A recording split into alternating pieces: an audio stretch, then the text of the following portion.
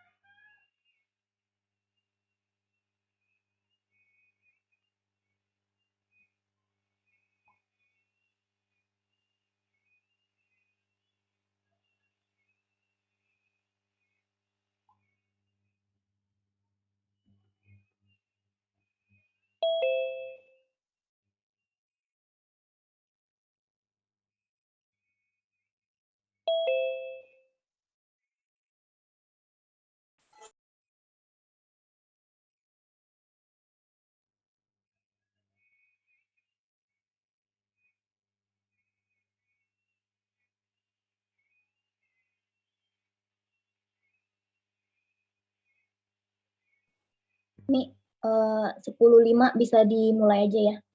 Bentar lagi. Oke.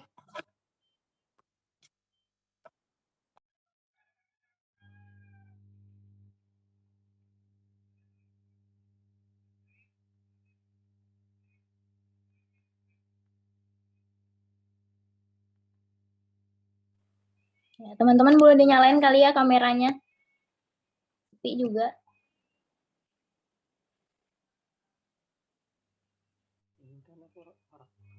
Kudali udah hadir kah? Aldi ada? Nggak ada. Ya, boleh di on cam kan teman-teman kameranya? Ya mohon disimak ya biar ntar kalau ada pertanyaan bisa langsung ditanya.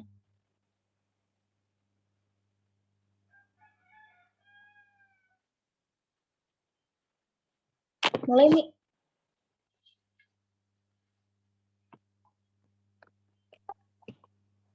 Assalamualaikum warahmatullahi wabarakatuh. Waalaikumsalam warahmatullahi wabarakatuh.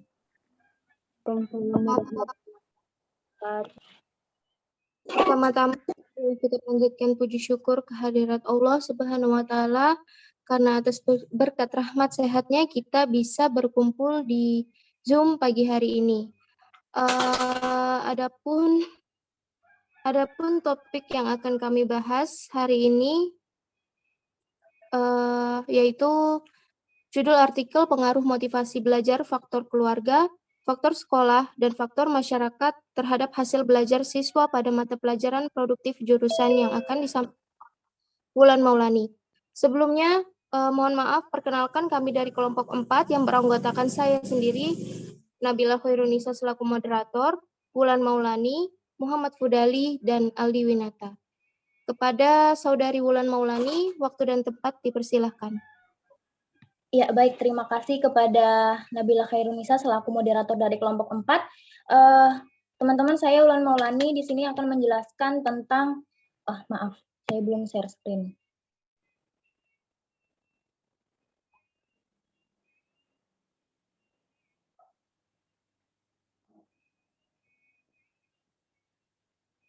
Kelupaan.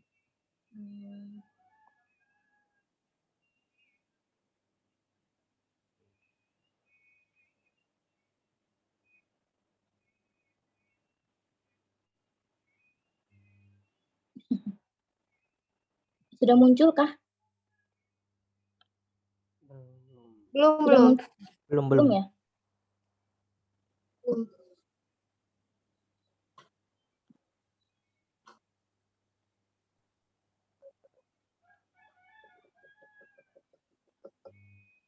Di mana?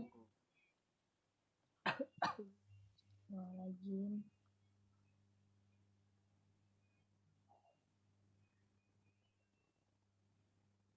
Bisa bantu nggak, Kudali?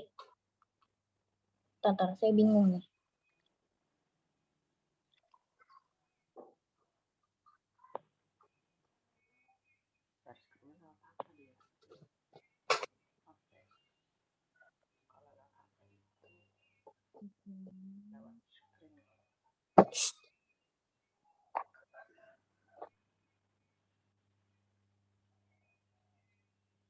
Udah? Udah. Ya, oke. Oke. Oh, sorry. Ini yang bahasa Indonesia. Nah, ini dia. Ya. Saya akan menjelaskan tentang jurnal bahasa Inggris, judulnya Effect of Learning Motivation, Family Factor, School Factor, and Community Factor on Student Learning Outcomes on Productive Subject. Artinya itu pengaruh motivasi belajar, faktor keluarga, faktor sekolah, faktor masyarakat terhadap hasil belajar siswa pada mata pelajaran produktif. Jadi mata pelajaran produktif di sini maksudnya mata pelajaran produktif jurusan. Kadang kalau kita SMK gitu pasti ada ya, misalnya jurusan marketing. Ada mata pelajaran khusus marketing kayak layout barang dan sebagainya. Jadi langsung ke ya, ini jurnal ini ditulis oleh Oktaviana Pratiwijaya dan Imam Bukhari. Di bagian pendahuluan atau permasalahan, di sini penulis mengangkat bahwa dalam suatu motivasi belajar pasti ada yang namanya perubahan energi dari seseorang yang ditandai dengan munculnya perasaan dan reaksi untuk mencapai tujuan. Nah, dari adanya motivasi ini, peserta didik pasti akan lebih aktif ketika belajar di kelas, maka dengan begitu hasil belajar yang diperoleh juga akan lebih baik. Di sini penulis mengangkat ada 3 faktor. Faktor yang pertama, yaitu faktor dari keluarga sesuai judul yang di atas. Faktor keluarga, yaitu bahwa baik tidaknya perilaku peserta didik, baik tidaknya belajar di lingkungan keluarga, tergantung bagaimana anak dibesarkan dan dididik dalam lingkungan keluarga. Selain itu, faktor kedua yaitu faktor sekolah, yaitu di dalam sekolah pasti ada yang tenaga kependidikan, juga teman sekelas itu mempengaruhi semangat belajar seorang siswa. Selanjutnya di faktor ketiga, di situ ada faktor masyarakat, ya jadi kayak lingkungan tempat tinggal, pergaulan, gaya hidup masyarakat, bahkan tetangga pun itu juga mempengaruhi kegiatan peserta didik dalam masyarakat. Jadi untuk itu penulis di sini mengangkat artikel ini yang bertujuan untuk mengetahui satu, kondisi belajar, motivasi belajar dari faktor keluarga, faktor sekolah, faktor masyarakat, dan hasil belajar, pengaruh motivasi belajar terhadap hasil pendidikan, ini di abstrak, sudah tertulis di abstrak. Nomor 3, pengaruh faktor keluarga terhadap hasil belajar. Nomor 4, pengaruh faktor sekolah terhadap hasil belajar. Yang kelima, pengaruh faktor masyarakat terhadap hasil belajar. Yang keenam, pengaruh motivasi belajar, faktor keluarga, faktor sekolah, dan faktor masyarakat terhadap hasil belajar. Oke, selanjutnya adalah skor untuk kejelasan dan urgensi masalah. Kami memberi skor di sini 9 dari skala 10. Kenapa? Karena penulis sudah sangat jelas dan rinci dalam menulis di pembahasan, mulai dari pembahasan tentang pendidikan, dikaitkan dengan motivasi belajar, faktor sekolah, faktor lingkungan, kemudian pada pendahuluan juga sudah sangat relevan dengan judul yang ada. Kemudian kita lanjut ke kajian teori yang digunakan. Ya, di kajian teori yang digunakan, untuk mengetahui ada tidaknya hubungan antara variabel bebas, yaitu motivasi belajar, faktor keluarga, faktor sekolah, dan faktor masyarakat dengan variabel terikat, yaitu hasil belajar. Variabel bebas dan variabel terikat sudah pernah dibahas di UTS sebelumnya yang diberikan oleh Bu Anggi. Selanjutnya dirumuskan hipotesis alternatif di sini. Ada tidaknya pengaruh positif dan signifikan motivasi belajar terhadap hasil belajar siswa kelas 10 pada mata pelajaran produktif jurusan tata usaha di SMK 2 Blitar. H2, terdapat pengaruh yang positif dan signifikan antara faktor keluarga terhadap hasil belajar siswa kelas 10 pada mata pelajaran produktif jurusan tata usaha di SMK 2 Blitar. H3, terdapat pengaruh positif dan signifikan antara faktor sekolah terhadap hasil belajar siswa kelas 10 mata pelajaran produktif jurusan administrasi perkantoran. H4, ada pengaruh positif dan signifikan faktor masyarakat terhadap hasil belajar siswa kelas 10 pada mata pelajaran produktif jurusan tata usaha di SMK 2 Blitar. H5, dan yang terakhir, terdapat pengaruh yang positif dan signifikan antara motivasi belajar, faktor keluarga, faktor sekolah, dan faktor masyarakat terhadap hasil belajar siswa kelas 10 pada mata pelajaran produktif jurusan administrasi perkantoran. Kalian bisa cek juga di RISAM Di Risam yang sudah kami bagikan, ini yang saya share screen itu jurnalnya.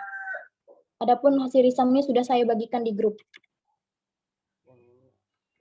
Selanjutnya, skor relevansi kemutakhiran kejelasan sumber yang dikutip, kami memberi skor 8 dari 10, karena di sini penulis mengutip bahasa dari berbagai sumber yang relevan dan dapat dipercaya mengenai kebenarannya. Selanjutnya lanjut ke metodologi, ke fokus penelitian. Dalam penelitian itu, penulis menggunakan pendekatan kuantitatif, sedangkan jenis penelitian ini menggunakan deskriptif korelasional. Jadi deskripsinya digunakan untuk mendeskripsikan, menganalisis, dan menginterpresentasikan data dari variabel motivasi belajar, faktor keluarga, faktor sekolah, dan faktor masyarakat terhadap hasil belajar siswa. Nah, korelasinya digunakan untuk mengetahui ada tidaknya hubungan antara variabel bebas, yang tadi motivasi belajar, di sini penulis memberinya X1, faktor keluarga X2, faktor sekolah X3, faktor masyarakat X4, dan variabel terikatnya yaitu Y. Ini learning outcome. Ya, teknik pengambilan datanya menggunakan dokumentasi dan angket dengan 5 alternatif jawaban. Data primer dalam penelitian ini diperoleh dari pernyataan yang sesuai dengan variabel penelitian, yaitu motivasi belajar, faktor keluarga, faktor sekolah, dan faktor masyarakat. Sedangkan data sekunder diperoleh dari nilai rapot yang berkaitan dengan nilai pengetahuan, nilai keterampilan, dan mata pelajaran produktif, serta didik kelas 10 semester ganjil. Jadi penelitian ini menggunakan statistik deskriptif. Dalam penelitian ini juga peneliti menggunakan uji normalitas. Untuk uji normalitas itu untuk mengetahui normal atau tidaknya suatu distribusi data yang nantinya akan berkaitan dengan pemilihan uji statistik. Di dalam jurnal ini juga ada yang namanya uji multikolinearitas dan uji heteroskedastisitas. Ya, agak susah ya. Tapi saya belum bisa menjelaskan secara lebih rinci karena saya belum terlalu memahami juga makna ini, gitu. Kemudian uji hipotesis dalam penelitian ini menggunakan regresi linier berganda atau uji T untuk mengetahui pengaruh parsial antara motivasi belajar X1, faktor keluarga X2, faktor sekolah X3, dan faktor masyarakat S4 sebagai variabel bebas dengan pembelajaran hasil Y. Selanjutnya lanjut ke subjek penelitian. Subjek penelitiannya, populasinya, ini ada di abstrak sudah tertulis. Populasinya itu seluruh siswa kelas 10 SMK 2, program studi administrasi perkantoran Blitar sebanyak 109 siswa, dengan sampel yang digunakan hanya sebanyak 86 siswa. Sampel yang digunakan dalam penelitian ini menggunakan rumus Lovin. Pengambilan sampel dilakukan dengan teknik proportional random sampling yang dilakukan dengan cara undian. Nah, nomor undian sesuai dengan jumlah kehadiran siswa kelas, kemudian diambil sebanyak jumlah sampel per kelas. Kalau tidak salah ada di bagian diskusi and result. Setelah dilakukan penelitian terhadap sampel responden, sebanyak 86 siswa memperoleh gambaran motivasi belajar.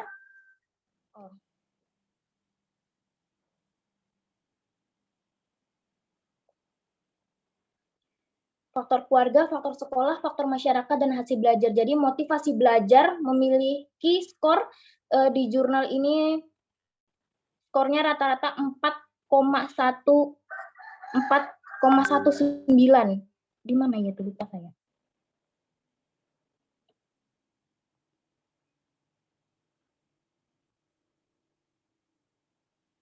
Ada yang melihat angka 4,19?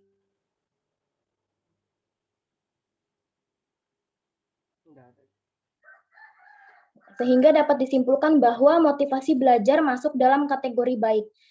Penulis juga di sini faktor keluarga rata-ratanya 4,21, sehingga dapat disimpulkan bahwa faktor keluarga termasuk dalam kategori sangat baik. Selanjutnya, faktor sekolah 3,87 dapat disimpulkan bahwa termasuk dalam kategori baik. Selanjutnya ke karakteristik instrumen.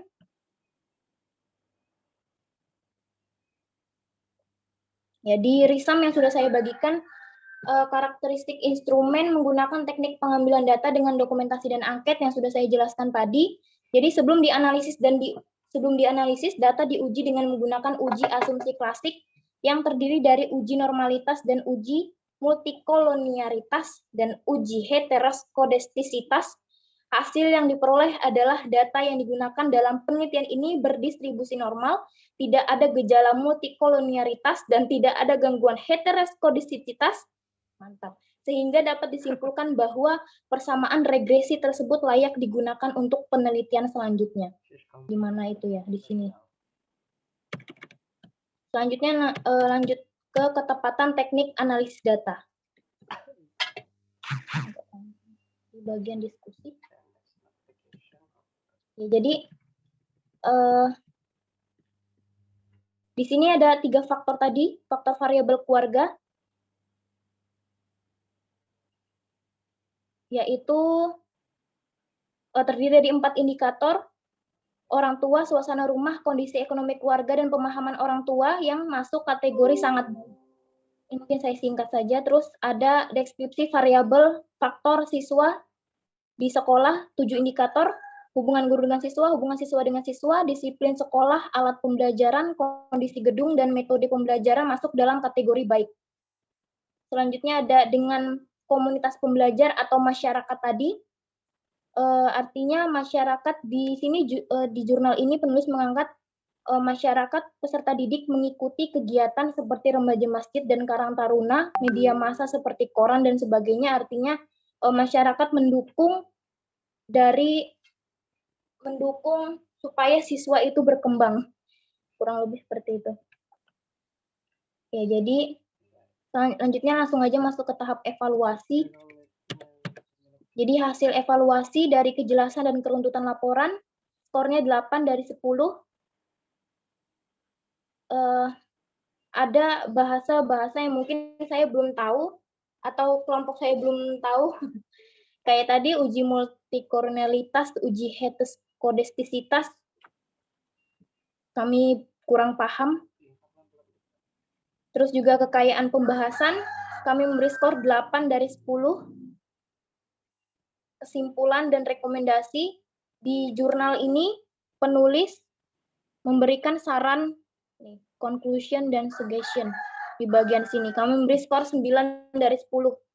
Karena cukup baik kami lihat penulis memaparkan di sini seperti bagi kepala sekolah untuk melengkapi laboratorium sekolah, bagi peserta didik untuk semangat belajar, bukan karena reward dan sebagainya.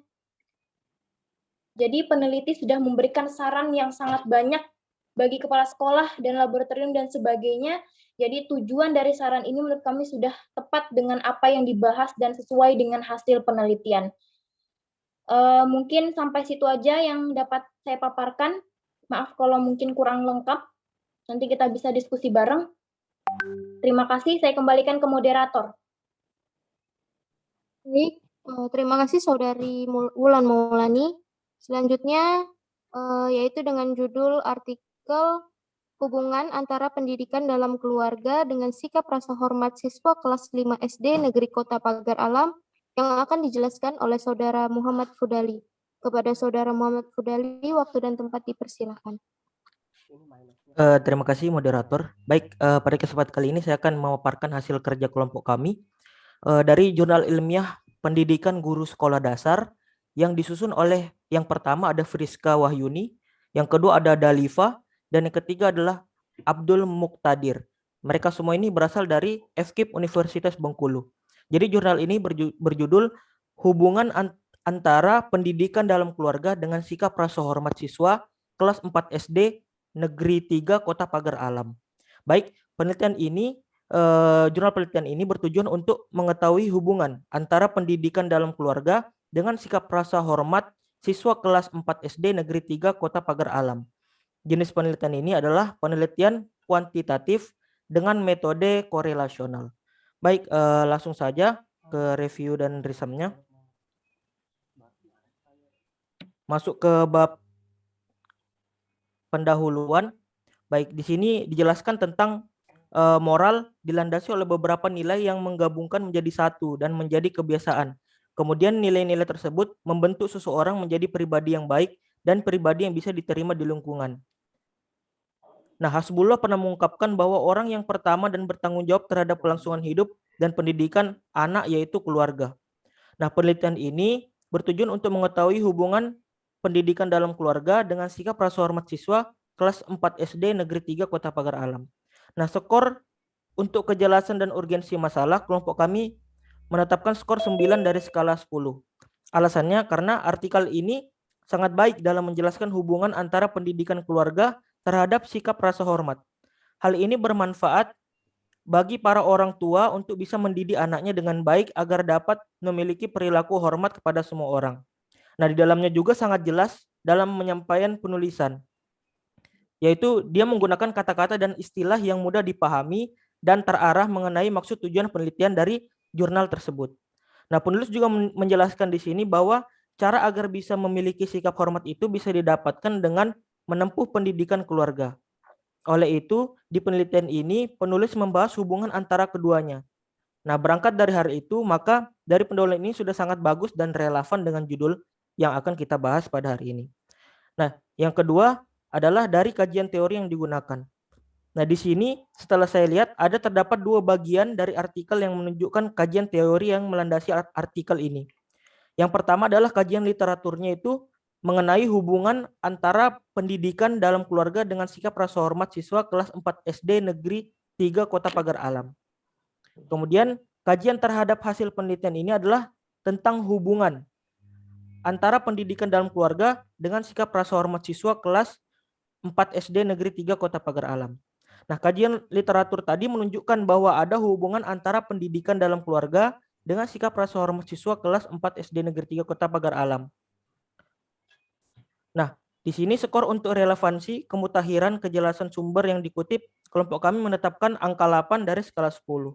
Alasannya yaitu karena teori pada penelitian ini sudah sangat jelas ditampilkan, yaitu kajian tentang korelasi antar variabelnya. Kemudian landasan teorinya sudah sangat relevan, sehingga pembaca itu sangat memahami apa yang akan diteliti.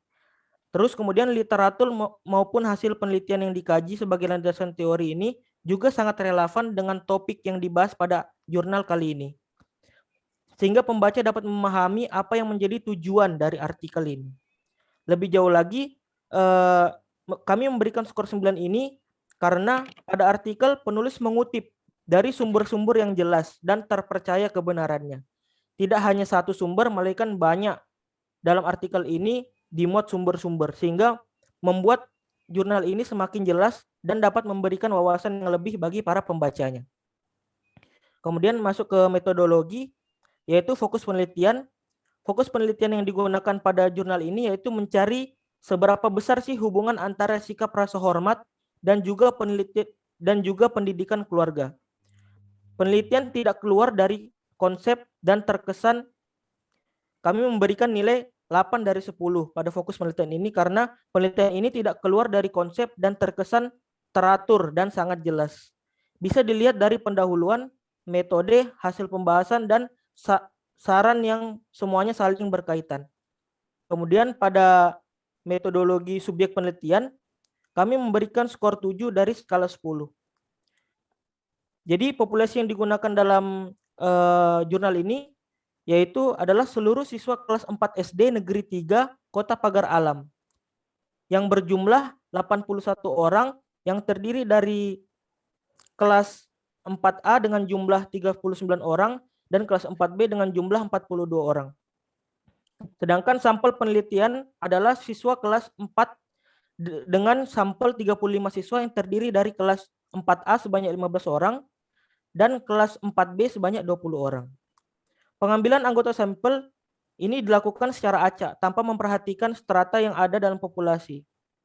Kemudian subjek pada penelitian ini sudah sangat bagus. Itu alasan kami memberikan skor 7.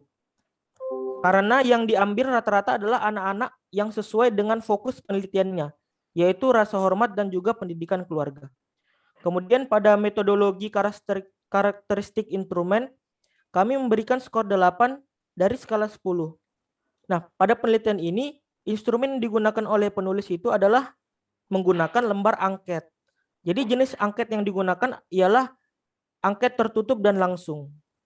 Lembar angket yang digunakan untuk mengetahui pendidikan dalam keluarga dan sikap rasa hormat ini digunakan dengan menggunakan teknik pengumpulan data, yaitu kuesioner. Penggunaan angket menggunakan skala Likert dengan 5 pilihan jawaban.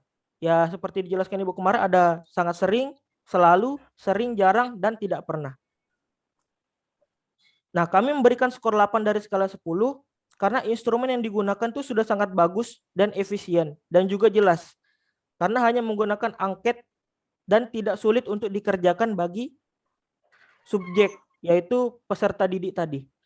Kemudian dari metodologi ketepatan teknik dan analisis data, kami di sini teknik analisis yang digunakan dalam penelitian ini adalah analisa kuantitatif yang terdiri dari analisa statistik deskriptif dan juga analisa inferensial. Kemudian teknik yang digunakan, kami memberikan skor 7 ini karena teknik yang digunakan itu sudah sangat tepat untuk mengetahui apakah ada hubungan antara pendidikan keluarga dengan perilaku hormat siswa. Kemudian hasil evaluasi. Pada kejelasan dan keruntutan laporan, kami memberikan skor 8 dari skala 10. Karena hasil evaluasi ini disajikan secara runtut, mulai dari analisis kuantitatif statistik, yaitu penulisan penampilan hasil penelitian nilai rata-rata pendidikan dalam keluarga, dan juga sikap rasa hormat. Di sini mendapatkan hasil pendidikan dalam keluarga adalah nilainya 91,65 dan sikap rasa hormat 97,11. Nah, selain itu sejumlah bukti empiris disajikan untuk meyakinkan bahwa hubungan antar pendidikan keluarga dengan sikap rasa hormat siswa itu memiliki korelasi yang sangat kuat. Di sini artinya bahwa pendidikan keluarga itu berpengaruh pada sikap hormat suatu anak. Hasil analisis juga disajikan untuk setiap pertanyaan penelitian. Hal ini memudahkan kita untuk menarik kesimpulan jawaban dari setiap pertanyaan. Kemudian hasil evaluasi pada kekayaan pembahasan.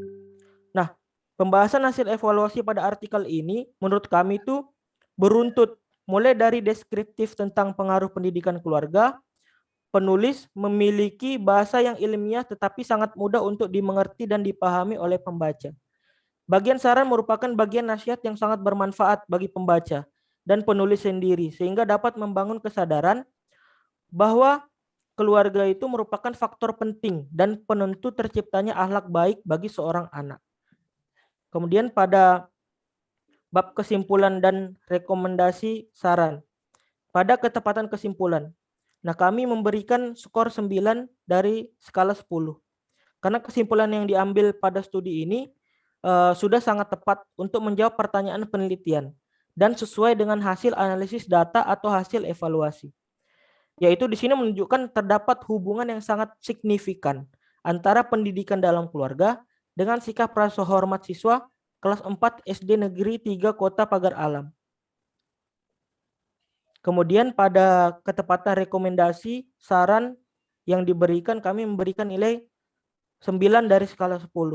Karena mengingat hasil studi menunjukkan bahwa hubungan antara pendidikan keluarga dan sikap hormat siswa ini ada hubungan yang sangat kuat. Dan tentu keluarga mempunyai pengaruh besar dalam menciptakan perilaku yang bermoral dan beretika. Maka di sini penulis sudah tepat dalam memilih saran. Kesimpulan yang ditulis pada penelitian ini juga sudah sangat tepat menjawab bahwa ada hubungan yang signifikan terkait judul tadi antara sikap rasa hormat dengan pendidikan keluarga. Nah, mungkin itu saja yang bisa saya sampaikan. Saya kembalikan ke moderator.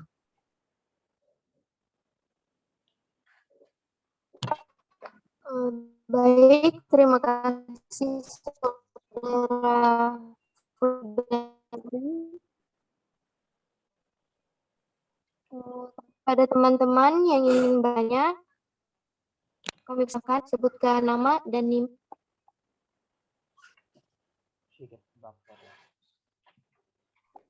Moderator izin bertanya.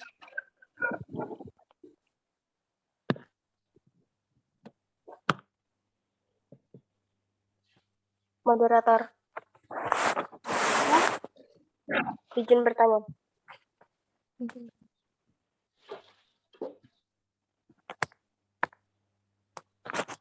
Kedengaran Kak suaranya? Ya. Jadi, perkenalkan nama saya Fadila Bestari dari kelompok 1. Sini saya akan bertanya di bagian review jurnal bahasa Inggris yang di bagian ketepatan teknik analisis data. Nah, di situ kalian menuliskan ada kalimat analisis regresi. Analisis regresi ada beberapa asumsi yang harus dipenuhi agar persamaan regresi yang dihasilkan akan valid jika digunakan untuk menarik kesimpulan. Nah, asumsi apa yang harus dipenuhi itu agar regresi yang dihasilkan valid? Apakah uji normalitas, uji multikolinaritas, dan uji heterokedastisitas itu termasuk asumsi analisis regresi? Sekian, terima kasih.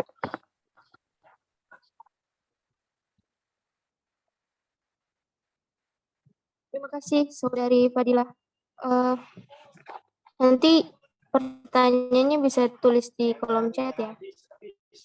Oke. Silakan. Apakah ada lagi yang ingin bertanya?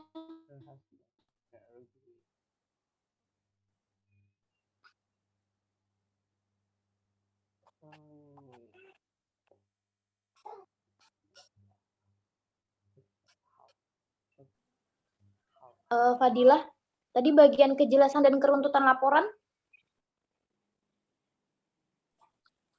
Ya, kenapa? Bagian apa tadi, kejelasan dan keruntutan laporan ya?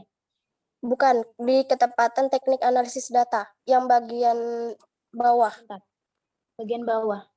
Ya, yang analisis Nomor- regresi, beberapa asumsi.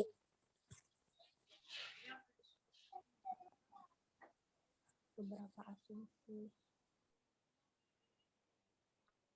Teknik analisis data. Bisa ditulis ya pertanyaannya? Iya, iya, sabar ya.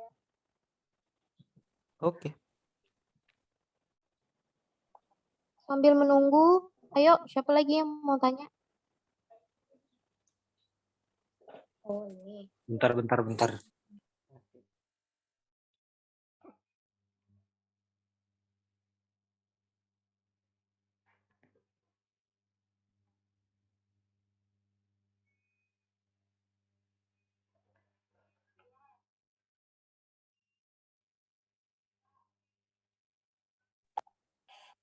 Ya, kita cek dulu rekamannya. Jalan masih.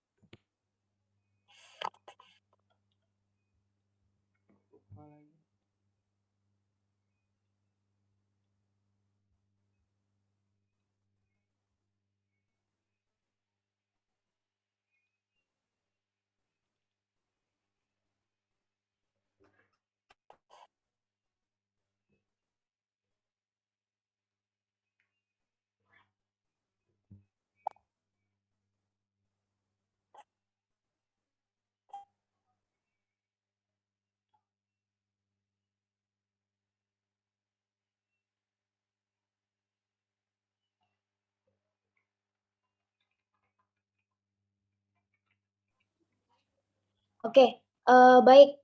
Di bagian ketepatan teknik analisis data, Saudari Fadilah bertanya tentang analisis regresi, ada beberapa asumsi yang harus dipenuhi agar persamaan regresi yang dihasilkan akan valid jika digunakan untuk menarik kesimpulan. Sebelumnya kita harus tahu dulu analisis regresi. Apa itu analisis regresi? Analisis regresi itu dalam statistika itu salah satu metode untuk menentukan hubungan sebab akibat. Jadi ada penyebab dan ada akibatnya antara satu variabel dengan variabel yang lain. Nah, variabel penyebab, tadi saya bilang penyebab dan akibat, variabel penyebab itu macam-macam istilahnya gitu. Ada variabel penjelas, ada variabel independen, atau secara bebas. Mohon maaf kalau agak ribut. Terus juga ada variabel variabel X, variabel pokoknya itu analisis regresi, hubungan sebab dan akibat. Nah, itu. Jadi, kalau disangkut pautkan dengan ini, ada hubungan sebab dan akibat. Jadi, kita tahu nih, oh penyebabnya kayak tadi di jurnal yang bahasa Inggris itu, mana tadi ya?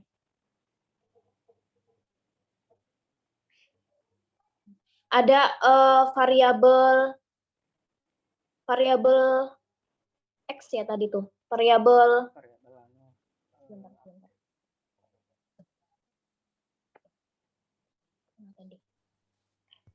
Saya mungkin mau menambahkan mungkin. Oh ya, silakan dulu. Baik, terima kasih. Tadi kan ditanya apa asumsi-asumsi itu. Nah, kalau menurut saya sudah jelas dijelaskan di internet itu. Kalau Mbak cari apa asumsi-asumsi yang harus dipenuhi dalam analisis regresi pada suatu penelitian, itu jelas kaitannya dengan statistika. Baik itu dalam situ sudah jelas itu. Ada uji normalitas, ada uji homoskedastisitas, ada juga yang namanya uji autokorelasi, ada uji non autokorelasi, ada uji non multikolinearitas dan uji linearitas. Jadi kalau Mbak tanya asumsi-asumsi apa, ya tadi seperti Mbak bilang itu ada uji homoskedastisitas, ada uji normalitas. Jadi mungkin itu yang bisa saya tambahkan. Karena memang analisis regresi ini asumsinya tadi, uji-uji tadi. Dan kalau ditanya sekarang ya jelas itu bakal dipelajari di ilmu statistika. Mungkin itu. Nah itu, ntar kita belajar bareng ya tentang itu. Atau kita tanya sama Bu Anggi. Ya, Soalnya itu karena emang kita belum dapat. jauh banget. Ya. Oke, jadi itu asumsi-asumsi yang harus dipenuhi gitu ya, biar persamaan regresinya itu valid. Ya kan.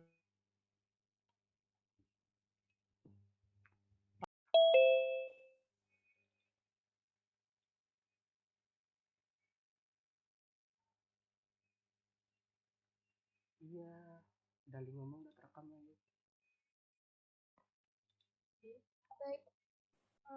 Bil. Baik. Bagaimana Saudara Fadila? Mengerti? Bagaimana Saudara Fadila? Mengerti?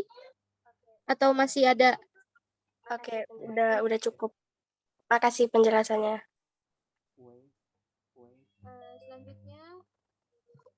Selanjutnya, kalau ada yang ingin bertanya, masih bisa.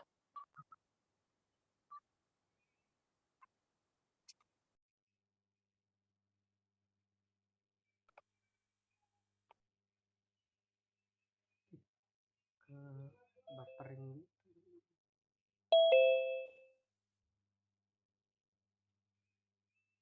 Oke, Nadia.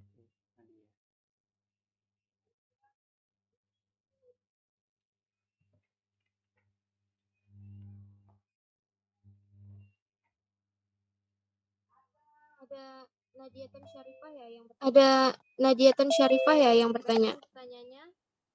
Saya bacakan pertanyaannya. Dari Jurnal Indonesia, penilaian dari pemateri nyaris sempurna. Namun, apakah ada kekurangan yang pemateri temukan dalam jurnal tersebut? Baik, terima kasih atas pertanyaannya. Nadiata.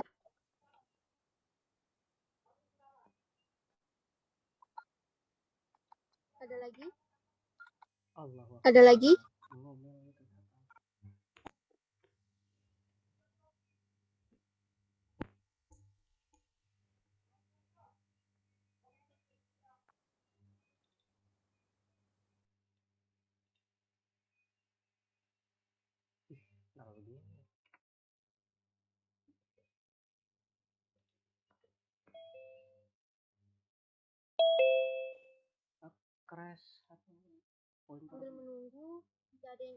Sambil menunggu, jika ada yang ingin bertanya, di open mic aja ya, sebutkan nama, NIM, lalu pertanyaan.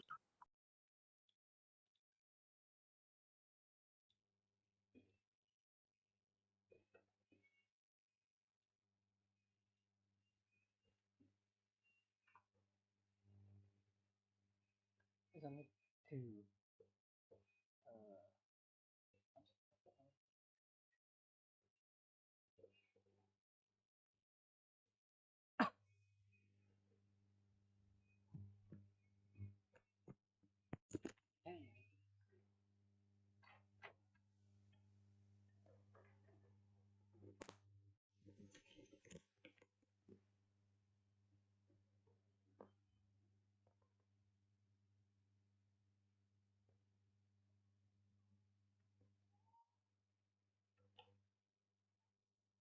Gimana dalam mau jawab kah?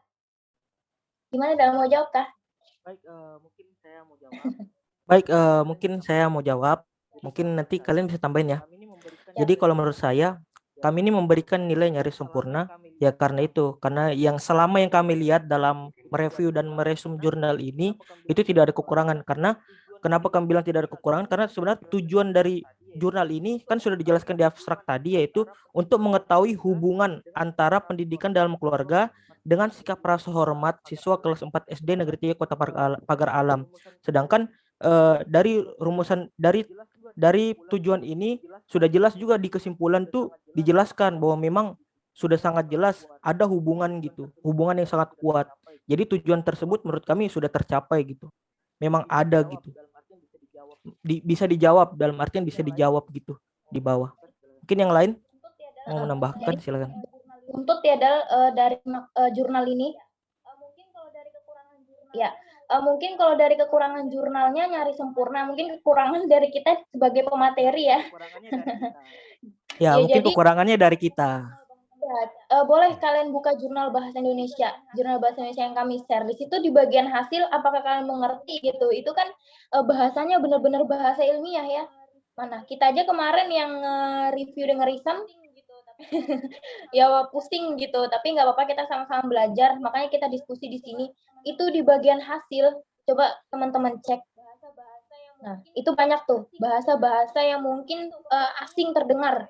Nah, mungkin itu kekurangannya, mungkin dari kita sebagai pemateri belum terlalu jelas memaparkan atau mendetail menjelaskan. Tapi memang secara keseluruhan jurnal ini sudah baik dan cukup bagus. Ya mungkin kan Boleh karena kita kan belum pernah meneliti gitu, jadi kita kurang paham.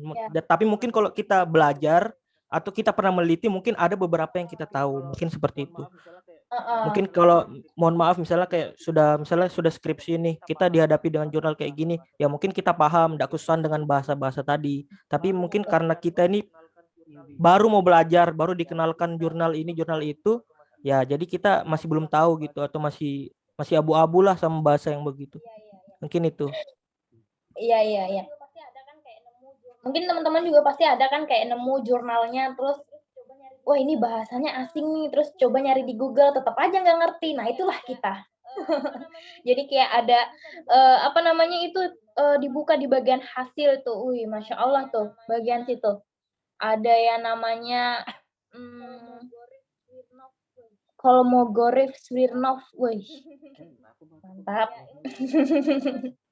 Ya mungkin itu sih teman-teman.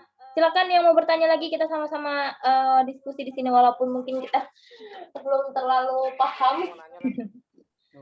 Lan aku mau nanya Lan. Ya silakan.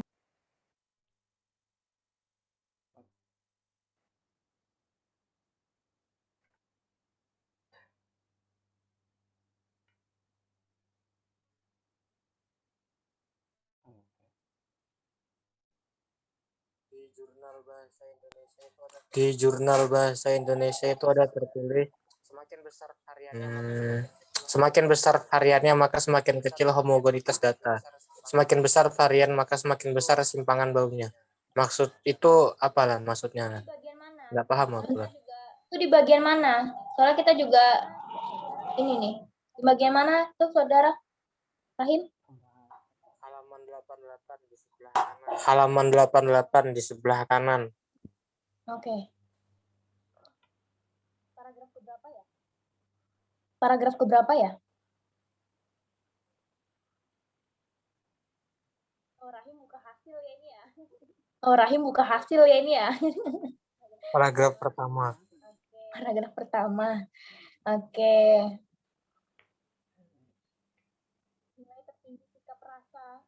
Nilai tertinggi sikap rasa. Paragraf pertama. Tutup. Baru masuk pesertanya.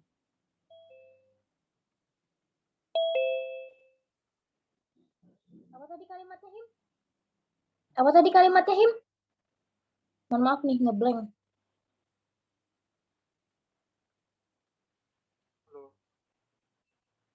Halo.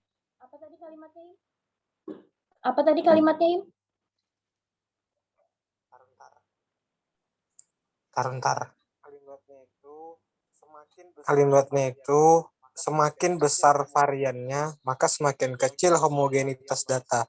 Semakin besar varian, maka semakin besar simpangan baunya. Itu apa? Bau apa tuh? Dispersi.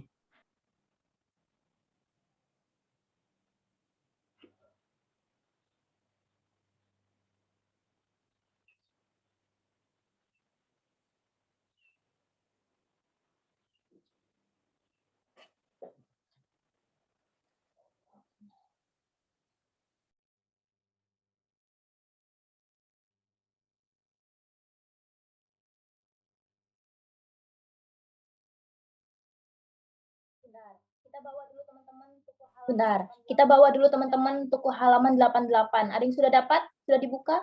Atau saya share screen aja ya?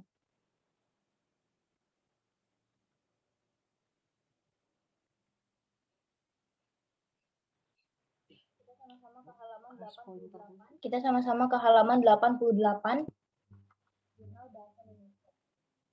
Jurnal Bahasa Indonesia.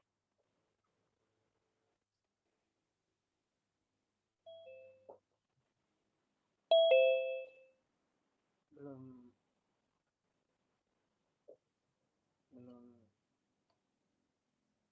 pakai bang.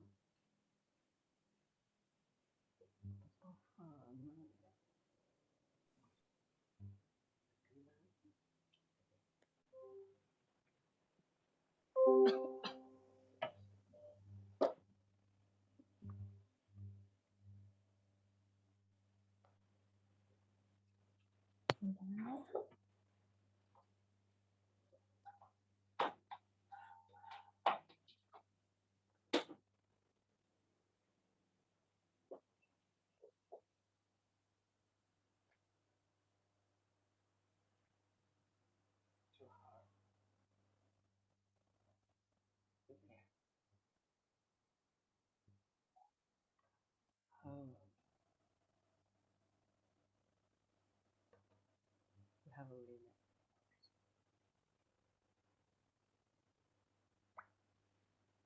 Anggota kelompok saya ketemu ke halaman 88. Anggota kelompok saya ketemu ke halaman 88. Dimaksud Rahim. Ada di grup lah. Apa? Ada di grup lah. Oh, ada di grup.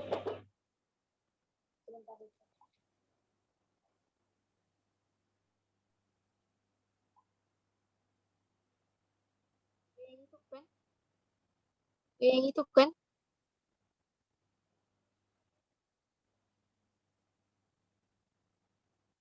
Bentar, 388.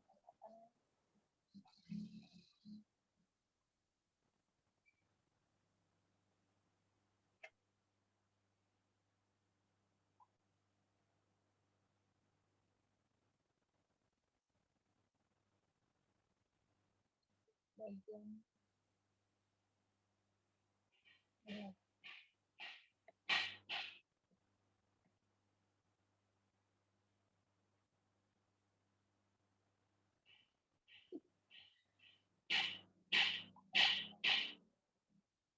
Sebentar.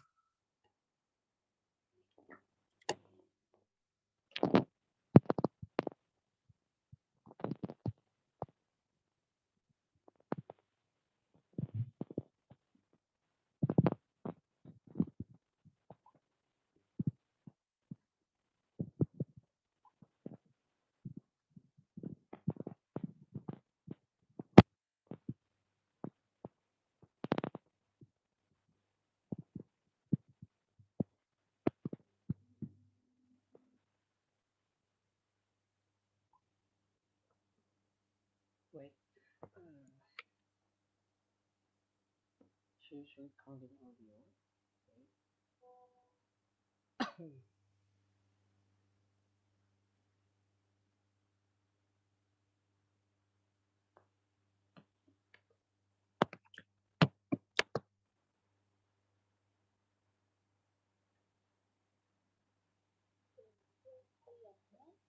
Semakin kecil variannya, maka semakin kecil homogenitas data.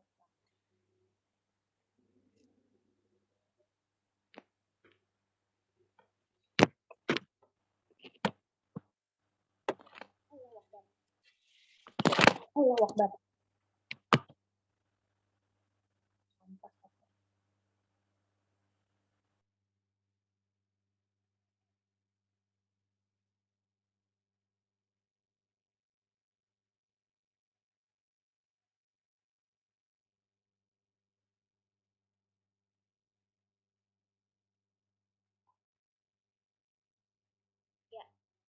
Teman-teman ada yang bisa bantu jawab?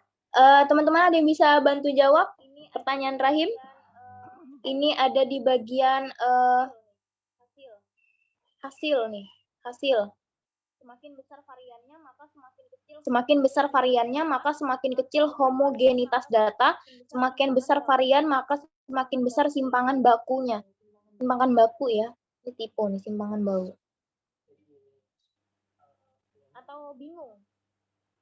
Atau bingung?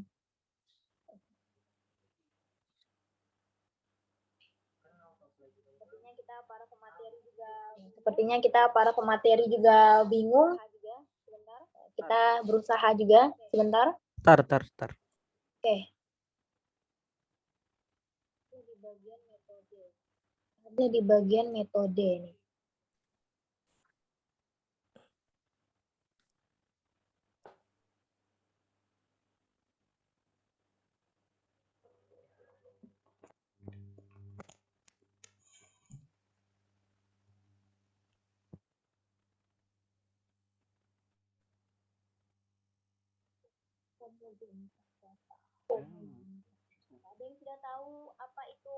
Ada yang sudah tahu apa itu homogenitas data?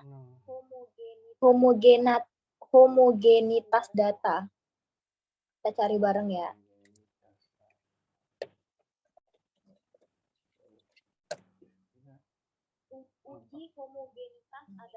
Uji homogenitas adalah pengujian mengenai sama tidaknya variasi dua buah distribusi atau lebih. Uji homogenitas dilakukan untuk mengetahui apakah data dalam variabel X dan Y bersifat homogen atau tidak. Ini sempat dibahas sama Bapak Sugeng ya, tentang homogen, data homogen ini ya.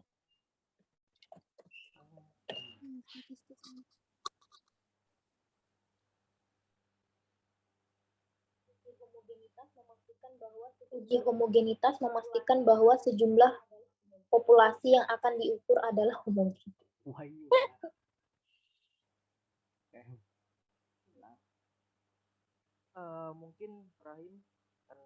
Mungkin Rahim karena kami masih belum paham. Mungkin kami bisa nanti dijelaskan lebih lanjut dengan Ibu Anggi nanti. Siap. Makasih, Dar. Karena mungkin itu terkait perhitungan ya. Mungkin masuk ke uji homogen atau uji signifikan, kami masih belum paham. Tapi kami tadi sudah ya berusaha lah cari. Ya, baik, mungkin nanti Ibu bisa jelasin. Ya. Makasih ya, mohon maaf. Ya, aman. Nanti kita sama-sama deh. Jadi ini mungkin kalau nggak dikaji dari awal kita nggak ngerti kali ya. Tuh ini tuh di bagian hasil nih bener-bener.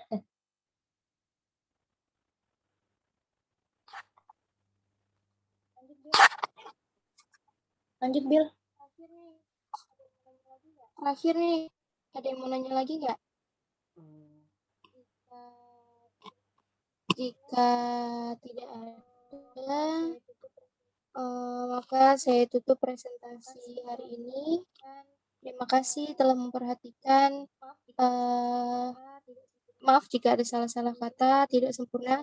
kami akhiri. Wassalamualaikum warahmatullahi wabarakatuh.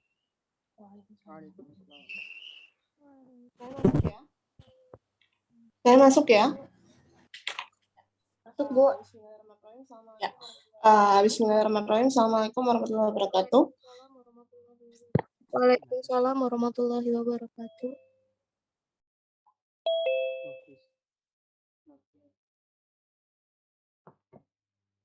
Bu, denyut, Bu, suara. Mohon maaf, Bu, denyut, Bu, suara. Terima kasih sebelumnya untuk kelompok 4 yang sudah melakukan presentasi. Untuk kelompok 4 sendiri emang cuma 3 orang atau mungkin ada satu yang tidak hadir? Ada satu, Bu. Siapa? Dwinata. Dwinata. Tidak ada ini dari awal. Terima kasih. Oke, terima kasih. Jadi untuk Mbak Nabila Khairunisa, Mbak Ulan Maulani, dan Mas Muhammad Sudali tadi terima kasih sudah mempresentasikan dengan sangat baik. Ada beberapa pertanyaan dari teman-temannya, dari responden yang lain tentang terkait dengan statistika. Lebih banyak ada dua pertanyaan yang membahas tentang uji dalam menganalisis secara statistika. Jadi tadi itu ada yang pertama mungkin agak susah memang ya kalau mau menyebutkan uji multikolinieritas. Jadi itu memang harus pelan-pelan sekali bacanya. Yang penting asalkan terbiasa, insya Allah bisa. Jadi di dalam lalu ada pertanyaan tentang uji regresi dan lain sebagainya. Jadi di dalam ilmu statistika itu memang namanya kita menganalisis, apalagi metodologi penelitian kuantitatif. Jadi kuantitatif ini menganalisisnya secara statistik. Makanya Miss pernah sampaikan di awal bahwasanya metodologi penelitian kuantitatif ini tidak bisa hanya berdiri sendiri. Perlu banget kalian untuk memperhatikan uji statistikanya. Ilmu tentang statistikanya perlu banget, karena nanti ketika teknik analisis data itu membutuhkan uji analisis secara statistika. Yang diperlukan apa aja, Bu? Ya kembali lagi tergantung pada apa yang menjadi rumusan masalah di dalam penelitian kalian. Kalau tadi judulnya adalah pengaruh, ya. Kalau pengaruh berarti menggunakan yang namanya uji regresi. Uji regresi itu menganalisis tentang apa, Bu?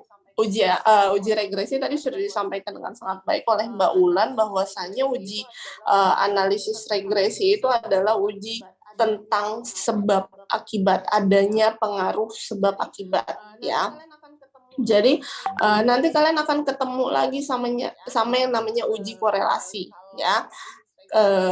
Kalau analisis regresi itu sebab akibat, pengaruh, adanya dampak, sebab akibat, itu uji regresi. Nanti regresi terpecah lagi, ada regresi sederhana dengan uji T ataupun uji F. Kalau uji korelasi banyak lagi modelnya, ada rank Spearman, ada korelasi Pearson, dan lain sebagainya. Nanti kalian akan tahu. Terus habis itu ada lagi tadi, Bu, yang ngebahas tentang multikolinieritas.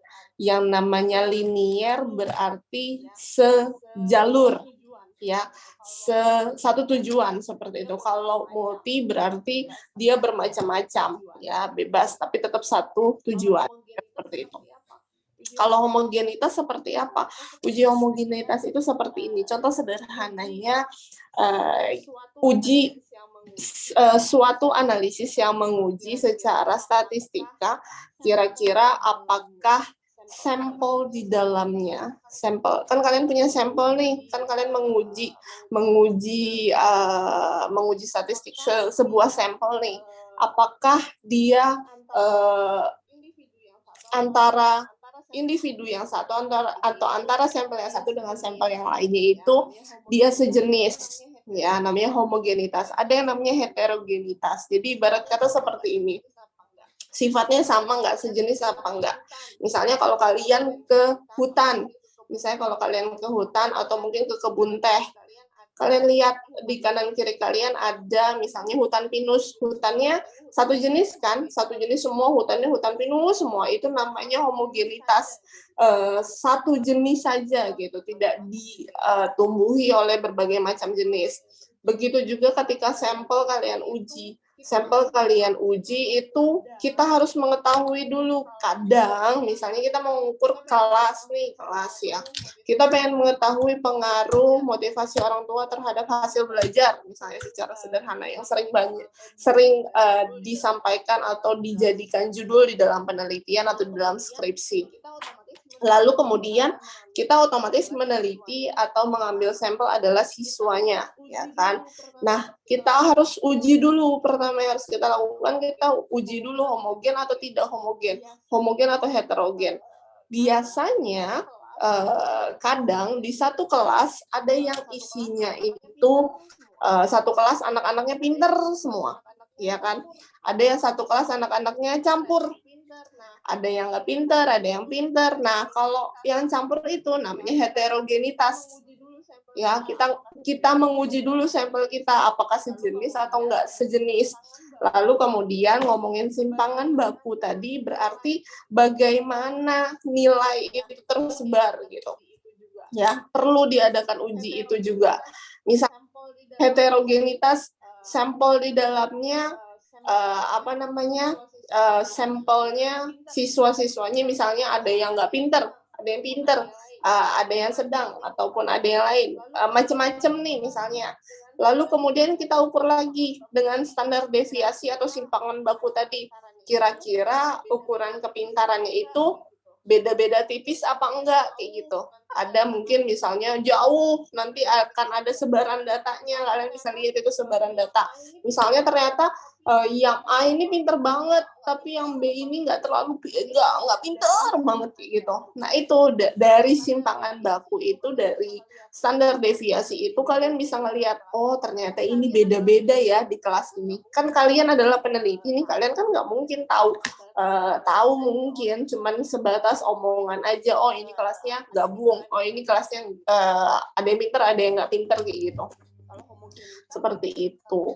Kalau homogenitas, kita uji homogenitas ternyata oh sama aja nih, anak-anak pinter semua gabung atau anak-anak nggak pinter semua gabung kayak gitu. Jadi tidak perlu sebenarnya dilakukan simpangan baku atau uji simpang baku, itu tidak perlu seperti itu. Lalu kemudian uji regresi tadi ngukur sejauh mana adanya pengaruh atau sebab akibat. Jadi ada variabel. Jadi ada dua variabel sebenarnya, ada variabel dependent dan ada variabel independent. Variabel dependent itu adalah variabel prediktor, ya. Jadi dia mempengaruhi kira-kira misalnya seperti ini. Ketika dengan menggunakan metode ceramah di salah satu kelas, apakah dengan menggunakan metode ceramah itu nilai dari siswa tinggi misalnya. Kita udah lihat nih hasilnya, atau dari nilai rapot sebelumnya. Kita lihat nilai rapot sebelumnya misalnya semuanya 85 misalnya saja ya. Sederhananya saja 85. Terus habis itu, dan kita tanya nih di sana, oh menggunakan metode ceramah. Terus suatu saat kita ingin meneliti, kita pengen tahu deh, misalnya kita ganti metodenya, nggak usah metode ceramah deh, menggunakan metode yang lain. Misalnya mungkin kalian pengen dengan menggunakan Teams Games Turnamen misalnya, atau yang lainnya kayak gitu. Bu, pengen deh coba-coba sesekali anak-anak ini kita ajarkan gimana kalau misalnya sambil nge-games, sambil belajar kayak gitu. Kita ganti nih metodenya, nggak usah ceramah terus, Bu, bosen ceramah terus. Oke, dengan TGT, lalu dengan TGT itu ternyata kalian ngelihat, oh ternyata ini ada pengaruhnya. Kalau pakai TGT, nilai anak-anak jadi tinggi. Kita ukur dulu pengaruhnya, karena tadi ngomongin pengaruh, berarti kita harus menggunakan uji regresi. Ya, kita gunakan uji regresi, kita lihat seberapa besar pengaruh yang ditimbulkan oleh metode TGT ini sama hasil belajar dari siswa.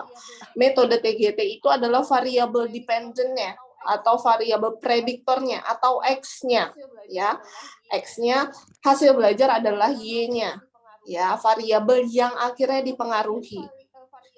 Lalu kemudian variabel prediktor ini boleh banyak, Bu, boleh banyak ya.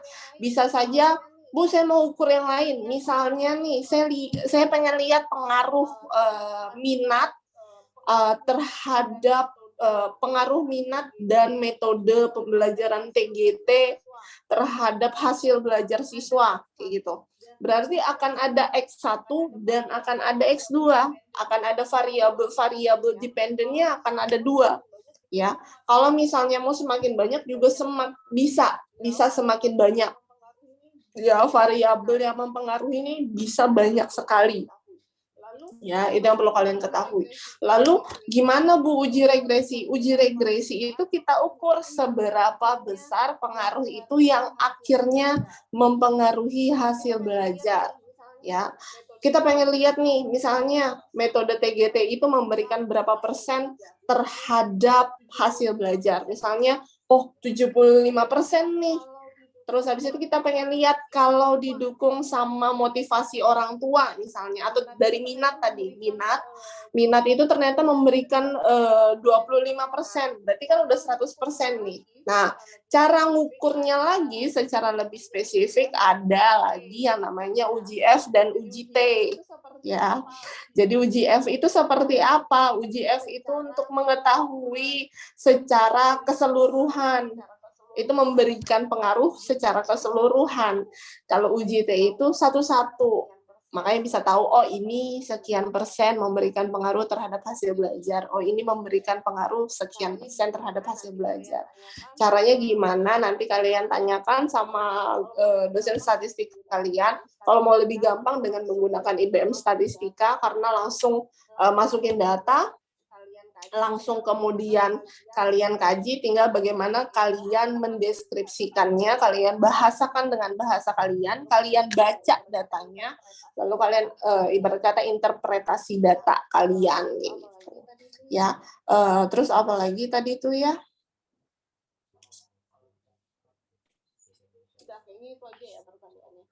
Udah kayaknya itu aja ya pertanyaannya. Tadi kalau yang lain kan lebih ke spesifik.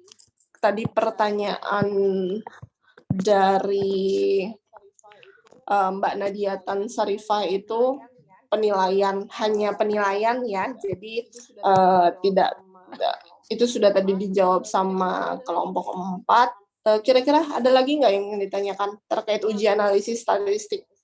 Memang agak ribet ya yang namanya statistik, tapi kalian jangan terlalu berpikiran atau langsung terfikirkan bahwa statistik itu susah, Miss, statistik itu nggak gampang, Miss, kayak gitu. Jangan terlalu kalian pikirkan kayak gitu terus. Yang namanya ilmu statistik, matematika itu bisa kalau kalian itu rajin untuk terus latihan ya, karena dia memang ilmu yang kalau misalnya kita nggak latihan terus menerus itu akan susah, seperti itu, memang akan susah. Jadi yang perlu kalian tahu sebenarnya ibarat kata seperti ini, saya pengen ke pasar Segiri, kalian harus tahu dulu apa yang pengen kalian pakai. Misalnya ya, saya pengen kalau ke pasar Segiri kayaknya macet, Miss, saya nggak pengen pakai mobil, saya pengennya pakai motor, atau mungkin saya pengennya pakai angkot, Miss, kayak gitu. Itu tergantung dari kalian ya. Kalau pengen pakai motor, saya pengen kemana lagi jalannya? Ada jalan yang terjauh, ada jalan yang terdekat. Jadi memang sebelum melakukan uji statistik, kalian harus tahu dulu judulnya apa dulu yang pengen kalian cari, kayak gitu. Kalau pengaruh berarti harus dengan menggunakan uji regresi, tapi bisa juga dengan uji korelasi, kayak gitu ya. Terus habis itu kalau misalnya kalian pengen mau tahu seberapa sampel kalian ini seberapa sama atau mungkin sejenisnya, berarti saya harus pakai uji homogenitas nih. Uji homogenitas biar saya tahu dia heterogen atau homogen sampel saya. Lalu kemudian saya pengen tahu kira-kira nanti ujung-ujungnya data saya itu linear apa tidak linear, berarti dengan menggunakan uji linearitas nih, seperti itu. Terus tadi ada yang namanya Kolmogorov-Smirnov. Kolmogorov-Smirnov itu kalau ujinya tidak linier. Kan tadi kan ada linearitas, ada multikoloniaritas. Kalau semisal kalian sudah dapat hasilnya ternyata tidak linier, berarti kalian lakukan uji tambahan dengan uji Kolmogorov-Smirnov seperti itu. Yang lainnya itu hanya mengikuti bagaimana data kalian itu akan berakhir seperti itu. Kalau misalnya dari data itu ternyata tidak sesuai dengan hipotesis kalian, ya hipotesis kan dugaan sementara nih. Ada praduga yang kira-kira nanti akan terjawab. Ternyata praduga itu misalnya lepas dari apa yang harusnya didugakan, berarti akan ada uji tambahan, akan ada uji lanjutan, kira-kira seperti itu. Ada yang ditanyakan? Sampai sini, ada yang tanyakan? Miss akhirnya jadinya 6 SKS ya, ngajarkan metodologi juga, ngajarkan statistik juga. Ada yang ingin tanyakan? Ada yang ingin tanyakan? Izin bertanya. Ya, silakan. Terima kasih, Miss. Untuk skripsi, Miss, itu mungkin ada syarat tertentu harus menggunakan beberapa analisis data atau boleh dengan satu analisis data saja?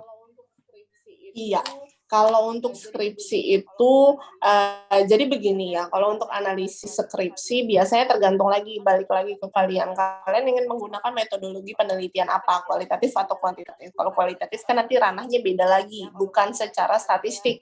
Ya, kalau kualitatif ada, makanya tadi Miss beberapa minggu sebelumnya Miss sudah pernah bilang kalau di dalam metodologi penelitian kuantitatif itu namanya hipotesis penelitian ya, dugaan sementara ketika kalian melakukan penelitian. Kalau misalnya uji penelitian kualitatif itu namanya analisis sebentar.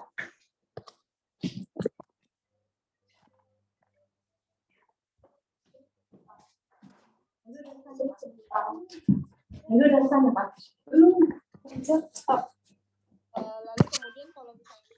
Lalu kemudian kalau misalnya uji analisis kualitatif dengan menggunakan pertanyaan penelitian, ada pertanyaan penelitiannya, ada yang perlu.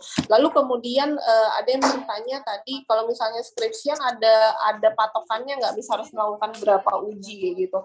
Jadi itu balik lagi, tergantung lagi ke data kalian seperti apa. Makanya tadi Miss bilang kalau misalnya yang ingin kalian cari adalah pengaruh, berarti kalian bisa menggunakan uji regresi atau uji korelasi seperti itu ya. Lalu nanti apa yang diminta sama dosen pembimbing kalian, misalnya dari pengaruh ini hipotesis penelitian saya ingin melihat apakah ada pengaruh yang positif atau pengaruh yang negatif terhadap misalnya variabel yang satu dengan variabel yang lainnya. Itu lalu kemudian kalian menggunakan uji korelasi supaya mengetahui kira-kira dia korelasinya positif atau negatif ya, ke arah yang mana nih.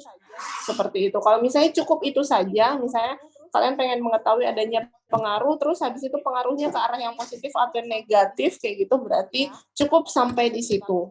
Ya, tapi nanti ketika pembimbing misalnya pengen menguji yang lain, saya pengen coba deh uji yang lain, uji linier atau uji yang lain, itu kalian bisa mengikuti sesuai saran dari dosen pembimbing kalian.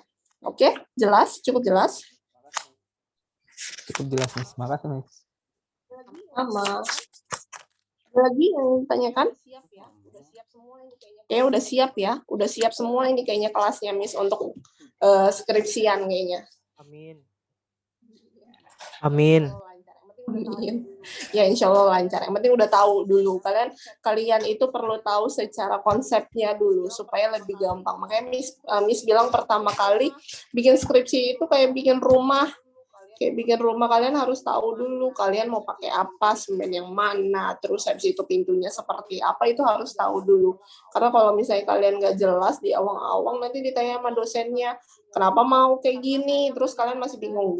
Karena saya melihat dari punya kakak tingkat, Miss, kan nggak kuat gitu. Maksudnya kalian harus punya pendapat yang kuat, yang saya pengen rumah yang seperti ini. Kenapa? Karena rumah yang seperti ini misalnya lebih enak dilihat atau lebih apa.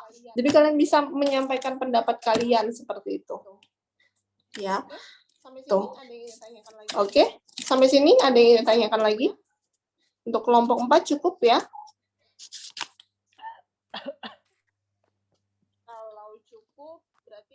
Kalau cukup, berarti untuk hari ini Miss cukupkan. Miss akhiri, terima kasih banyak untuk kelompok 4 atas partisipasinya. Minggu depan berarti kelompok 5 ya. Terima kasih. Miss akhiri, mohon maaf jika ada kesalahan selama penyampaian materi ya. Terima kasih. Assalamualaikum warahmatullahi wabarakatuh.